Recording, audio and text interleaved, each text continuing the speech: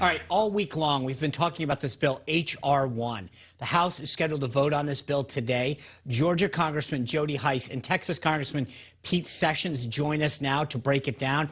Gentlemen, good to see you both. Good to see you. Thank you very much. Congressman Hice, you have an op-ed out where you talk about that say, quote, H.R. 1 is Pelosi Schumer's dangerous ploy to cancel Republicans at the ballot box. President Trump made a big call for election reform at his CPAC speech. There are two parts of this, right? There's stuff that has to get done at the state level and stuff that has to get done at the federal level. So what does this bill do at the federal level that should give us pause? Well, listen, it's just a horrible bill all the way. The design really is to empower the Democrat control over our election systems. It's about the Democrats being able to campaign for campaign funds to come from taxpayers. It's absolutely horrendous. It's weaponizing agencies to target individual citizens, conservatives, and their donors. It totally upends the election laws of the individual states. It pushes national mail-in ballots to everyone on voter registration files across the nation, zero voter ID. I mean, imagine if this happens, no ID, and yet millions of illegal voters receiving ballots. It upends everything. It cancels the vote of legal citizens, where one legal vote cast, one legal vote counted. That disappears with H.R. 1. Congressman Sessions, we spoke with Congressman Tom Emmer yesterday. I know that you were the former chair of the National Republican Congressional Committee. If you could just put on your old hat for a minute, how concerned are you with this H.R. 1 bill? Well, as Congressman Hice has said, Jody's absolutely correct. This is all about the Democrats utilizing what they did effectively this last election cycle and federalizing it. Mail-in ballots, you do not have to provide any identification about who you are. It allows people to just go to houses and collect ballots, turn them in. It pays money, a 6-to-1 payoff.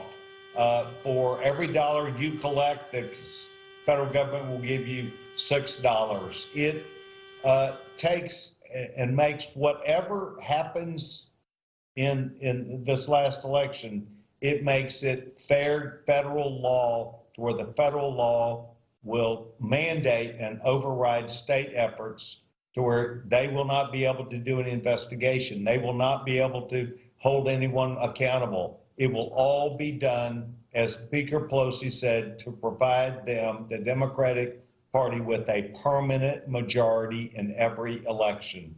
That's what this is about. I hear the bells going off. I assume that's the vote on H.R. 1 that's about to happen.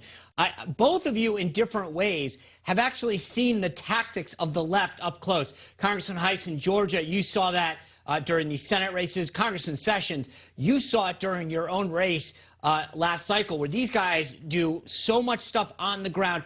Tell me, Congressman Hice, something that voters, or that viewers rather, would be sort of blown away that happens on the ground that Democrats do, that they just probably don't realize why this bill matters. Well, you know, the number one thing to me that we saw in Georgia is the fact that ballots would go out to everyone on voter registration files.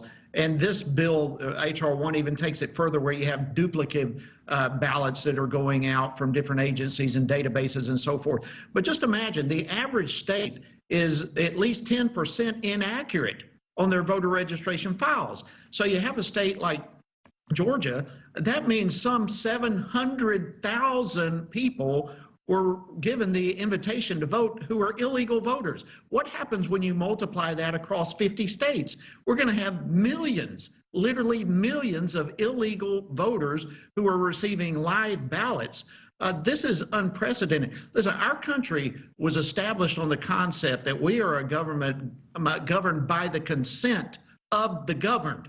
The heart and soul, the core of that consent, is at the ballot box. And what the Democrats are trying to do is absolutely eradicate the voice of the people as expressed at the voting box. And this is absolutely horrendous. It must be defeated at all cost. Congressman Sessions, how do Republicans counter this bill, though? Because we need to specifically, we talk about election reform all the time, but how can Republicans actually step up and say, here's the right way to do stuff? Well, you're right. It's difficult when you're playing on a defensive position to have to say, let's follow the law the way it is. Well, there are things that we do believe in, and we do believe that what we need to do is require people to have identifications to be able to vote. Many states have this as existing law. But what we need to do is to have Secretary of States to stop allowing, to have states not allow Secretary of States to waive the law. This happened in Georgia. It was by virtually a consent decree, whereby they waived the law.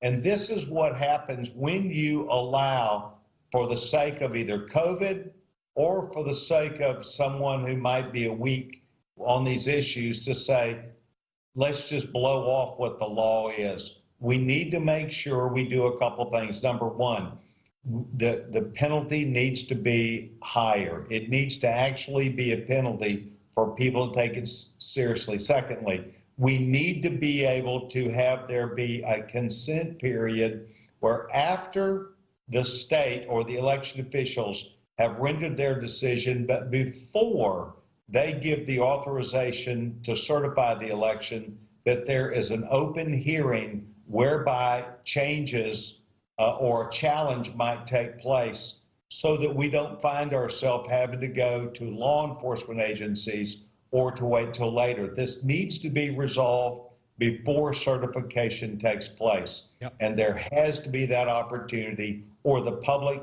will not have confidence in the outcome. And then we, as a democracy, as a republic, will suffer. I agree. That's the problem. When you change the rules that close to an election, you undermine the integrity of the system. I want to ask you guys a quick question. I don't mean to jam you, but I think this is an interesting sort of, question. If this bill passed, and I hope and think it will get stopped in the Senate, but just have fun with me. If it were to pass and to go into law, would you, as members of Congress, continue to raise money the way that you are, or would you take this federal match that the Democrats are trying to argue that, that you should get federal money? Congressman Hice, I'll start with you. Would you take the match? No, listen, I don't need to be taking money from taxpayers. What this does, it forces the taxpayers to give their own money very potentially to candidates that they despise. Right. That's wrong. Congressman Sessions, you've obviously, because you chaired the NRCC, you have a very big perspective on this. What is your take?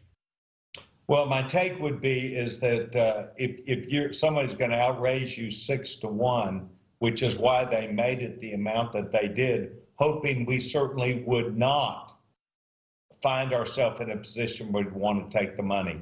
But I think that this happens in presidential elections where people decide not to take matching funds. This is 6-1. This is not matching. Right. And it would certainly create a national problem for anyone that allowed themselves to be at that disadvantage. So it's going to require real discipline on our part to say no. Yeah, and I think you're right. That's why they did it the way they did.